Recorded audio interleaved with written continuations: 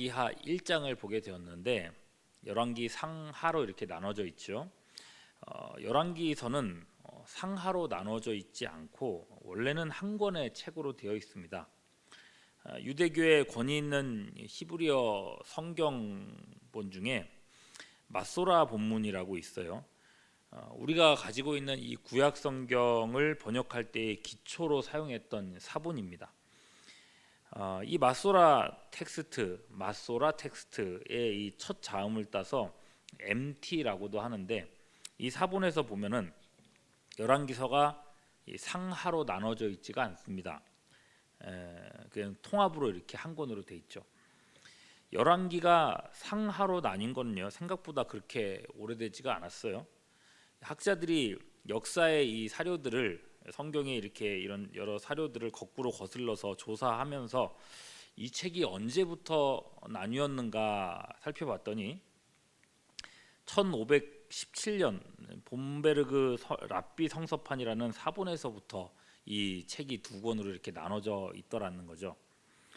1517년이면요 루터가 종교 개혁을 일으켰던 해입니다. 그 이전까지는 두 책을 한 권으로 다뤘고, 그러니까 열왕기 상하로 나눠져 있지 않았고 그냥 열왕기서 이렇게 돼 있었죠. 종교 개혁 이후에 두 권으로 나눠진 걸로 볼 수가 있어요. 그러니까 이 책이 두 권으로 나눠진 게 기독교 2000년 역사에서 500년이 조금 넘었을 뿐이라는 거죠. 왜 이 두 권으로 이렇게 나눠졌는가? 이유는 당시 관련 기록이 없기 때문에 우리도 정확히 알 수는 없습니다. 다만 오늘날까지 이렇게 나눈 것을 유지하고 있는 걸 보면 뭔가 이유가 있겠죠. 제 개인적인 관점에서는 이스라엘 왕정 시대의 이 분기점을요, 그러니까 열왕기상 하를 분기하는 그 점을 아합으로 봐서 그런 게 아닐까 하는 생각이 듭니다. 딱 이 아합의 죽음 이전과 이후로 나누거든요. 여러분, 이 아합이 누굽니까? 남북 이스라엘을 통틀어서 가장 악한 왕, 그죠? 이스라엘 역사에서요. 이게 아합이에요.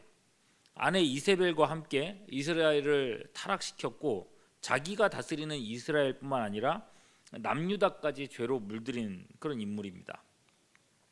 이 두 사람이, 아합과 아세라, 그죠? 이 두 사람이 얼마나 악했던지 이후 역사는 이 아합의 아내 이세벨을 악을 대표하는 상징, 그런 이름으로 쓴단 말이죠. 요한계시록 2장 20절 말씀에 보면은 이렇게 돼 있어요. 그러나 내게 책망할 일이 있노라. 자칭 선지자라 하는 여자 이세벨을 내가 용납함이니 그가 내 종들을 가르쳐 꾀어 행음하게 하고 우상의 제물을 먹게 하는도다. 그랬어요. 여러분, 신약 성경의 마지막 책인 요한계시록에 이세벨이라는 이름이 나옵니다. 그 이스라엘 사람들에게 또는 하나님에 대해서 이 여자가 얼마나 악독한 사람인지를 알 수가 있다는 거죠. 이런 신학적인 해석을 바탕으로 아마 1517년 이후 성경 필사자들도 아합 이전과 이후로 시대를 구별한 게 아닌가 싶은 거예요. 자, 그러면 이 구분점을 중심으로 한번 이제 1장을 생각해 보시죠. 아합 시대의 타락상을 보면서 사람들은 이 악이 승리하는 모습을 보았을 겁니다. 하나님의 사자들보다 악의 사자들이 원하는 대로 행합니다. 의로운 나봇은 자기 포도원을 빼앗겼고 또 억울한 죽임을 당했습니다. 근데 그것을 갚아주는 사람이 없는 듯이 보였습니다. 근데 이제 아합의 죽음을 통해서 악이 주도하는 듯한 아합의 시대가 끝났단 말입니다. 악인의 형통은 그리 길게 가지를 못합니다. 오늘 열왕기하 첫 번째 장은 그걸 보여주고 있는 겁니다. 아합의 아들 아하시야의 왕의 죽음 이야기예요. 바로 앞에 본문에서 우리가 어제 이제 본문에서 우리가 봤어요. 아하시야는 아버지의 그 비참한 죽음을 보고도 깨닫지를 못해요. 열왕기상 22장 52절 말씀에 보면 그러니까 아하시야가 여호와 앞에서 악을 행하여 그의 아버지 아합의 길과 그의 어머니 이세벨의 길과 이스라엘에게 범죄한 느밧의 아들 여로보암의 길로 행했다라고 돼 있어요. 그리고 53절 바알을 섬겨 그에게 예배하여 이스라엘의 하나님 여호와를 노하게 하시기를 그의 아버지의 온갖 행위같이 하였더라 그랬습니다. 이 어리석은 아하시야 이 아들은요 아버지처럼 죄악의 길로 행했습니다. 아버지처럼 또는 어머니처럼 우상을 섬겼고 그처럼 제멋대로 행했습니다. 그런 생각했습니다. 내 인생은 내 거라고, 누구도 나를 통제할 수 없다고, 하나님이라도 나를 건드릴 수 없다, 그런 마음이었습니다. 심지어 오늘 말씀을 보면요, 어제 22장 52절에 보면 아합과 이세벨과 여로보암 모두의 길을 본받았다고 했습니다. 그러니까 어쩌면 아하시야는 이스라엘 역사상 최악의 왕이라는 타이틀을 갱신하게 될 위기였다는 거죠. 그러나 여러분, 하나님은 더 이상 두고 보지 않으십니다. 그의 주도권을 완전히 빼앗으시죠. 1절 보십시오. 아합이 죽은 후에 모압이 이스라엘을 배반하였더라. 아하시야가 왕위를 물려받자마자 이스라엘은 순식간에 쇠락의 길로 빠집니다. 주변국에 대한 이스라엘의 영향력이 점점 약해지고 있습니다. 그런데 엎친 데 덮친 격으로 2절 보시면은 아하시야가 그의 다락 난간에서 떨어져 병들었다 그랬어요. 이 병이 중해지면서 사경을 헤맬 정도가 되었습니다. 이 정도가 됐으면 이제 하나님 앞에 엎드릴 만도 하잖아요. 그죠? 근데 어떻게 하느냐? 2절 후반절 사자를 보내어 그들에게 이르되 가서 에그론의 신 바알세붑에게 이 병이 낫겠나 물어보라 하니라. 하나님이 아닌 우상에게 물어보라고 하요. 하나님 없이 내 뜻대로 내 고집대로 내가 원하는 대로 하겠다는 겁니다. 이런 아하시야의 고집을 꺾기 위해서 하나님은 선지자 엘리야를 그 사자들에게 보내시는 거예요. 자, 이제부터는 아하시야 왕의 사자들과 하나님의 사자인 엘리야를 통한 대리전이 이제 시작되는 거예요. 이제 네 마음대로 되는가 보자 하시는 거죠. 오늘 본문의 핵심이 이제 여기서 나옵니다. 열왕기하 1장을 여러분 아까도 읽어보셨지만 요 1장 전체를 훑어보시면 1절부터도 쭉 훑어보시면요, 올라간다거나 또는 내려간다 하는 표현이 계속해서 반복적으로 나와요. 아하시야는 왕은 산 위에 있는 엘리야에게 내려오라라고 명령합니다. 그러나 내려오는 것은요 하나님의 심판의 불이에요. 아하시야의 명령은 하나도 실행되지 못합니다. 그게 오늘 읽으신 9절에서 16절까지 말씀의 내용이에요. 반면에 하나님은 아하시야 왕에게 네가 올라간 침상에서 내려오지 못할 것이다 이렇게 말씀하세요. 6절 후반절 보시면요, 그러므로 내가 올라간 침상에서 내려오지 못할지라 이렇게 말씀하고 그 말씀 그대로 되죠. 17절에 보시면요, 왕이 엘리야가 전한 여호와의 말씀대로 죽었다 그랬어요. 아하시야는 병으로 죽은 게 아니었습니다. 여호와의 말씀대로 죽은 거였죠. 아하시야는 자기 뜻대로 자기가 원하는 대로 자기의 인생을 산다고 생각했었는데 무엇 하나 그렇게 되지를 않았습니다. 모든 것은 하나님의 뜻대로 되었을 뿐입니다. 자, 오늘 본문이 바로 그 말씀을 하고 계신 건데 죽는 사람은 아하시야 왕뿐만이 아니에요. 아하시야를 포함해서 총 103명이 죽임을 당합니다. 그리고 이 모든 사람의 죽음은 아하시야의 죽음과 맥을 같이 합니다. 다시 이제 2절부터 이제 돌아가 보시겠습니다. 아하시야 왕의 사자들이 바알세붑이라는 우상에게 왕의 신변을 물으러 가고 있는데 3절 하나님께서는 이사야 선지자를 이 사자들에게 보내세요. 이제 여기서 이제 하나님이 올라가라고 하시죠. 올라가라 하는 말씀이 한번 나와요. 사자들에게 전해야 될 하나님의 메시지는 4절에 나옵니다. 그러므로 여호와의 말씀이 네가 올라간 침상에서 내려오지 못할지라 내가 반드시 죽으리라 하셨다 하라. 자, 이 말을 듣고 사자들이 왕에게 돌아와요. 왕이 묻습니다. 너희는 왜 그냥 돌아왔느냐?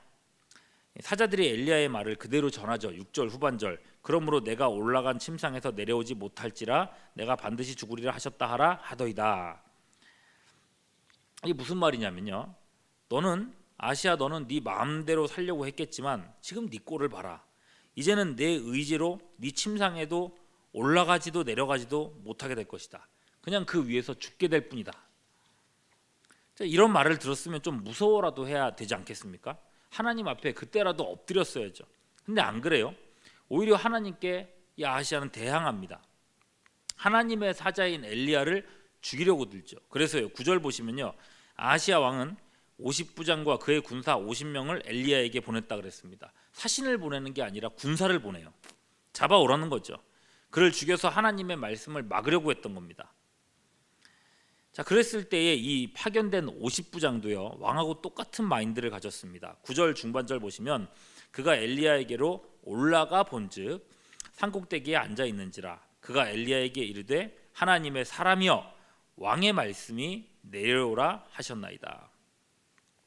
50부장은 엘리야를 하나님의 사람으로 부릅니다. 그리고는 왕의 말씀이 내려오라 하셨다는 거죠.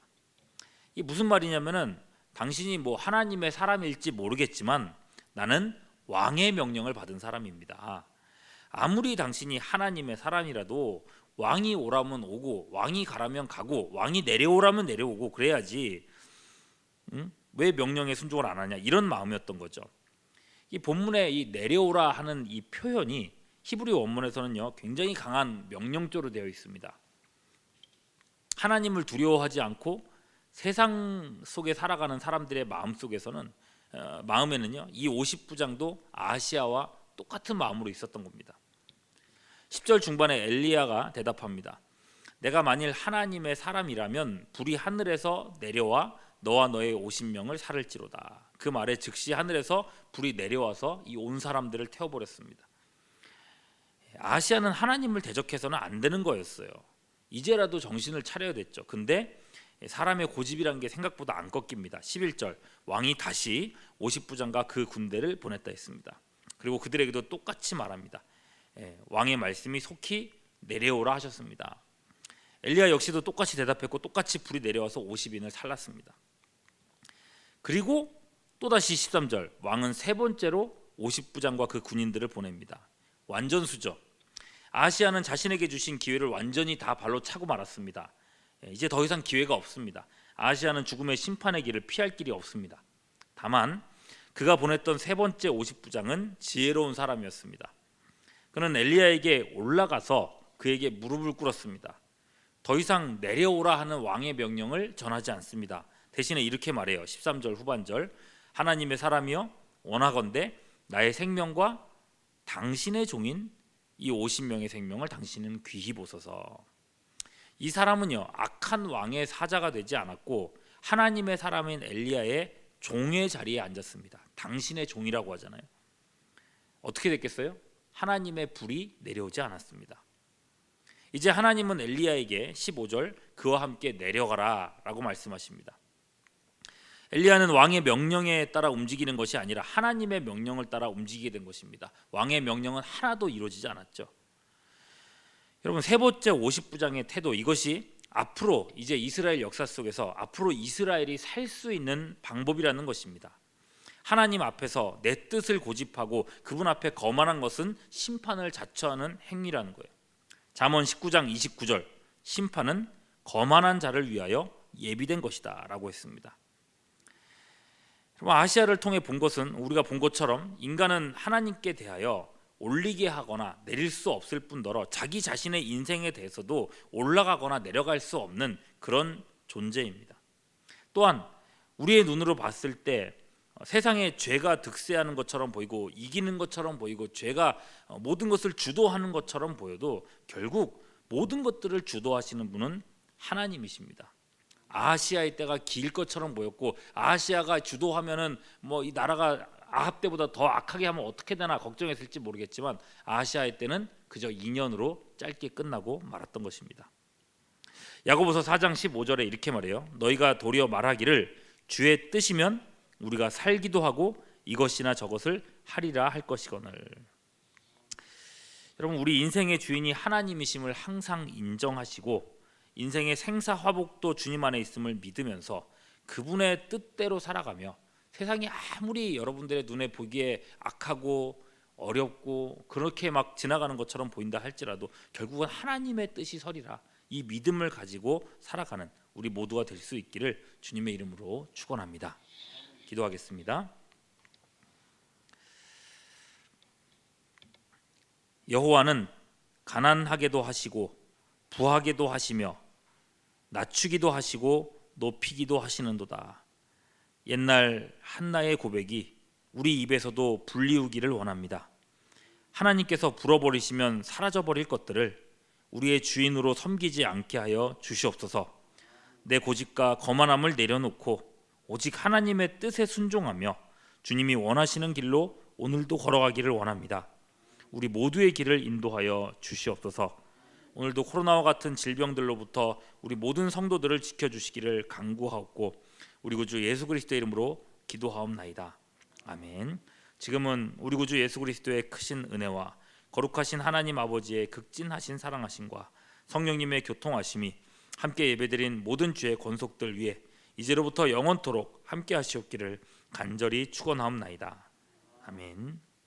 이 시간 함께 기도하실 때에 담임 목사님 영육간에 강건하신가 말씀 사역을 위해서 기도하시고요.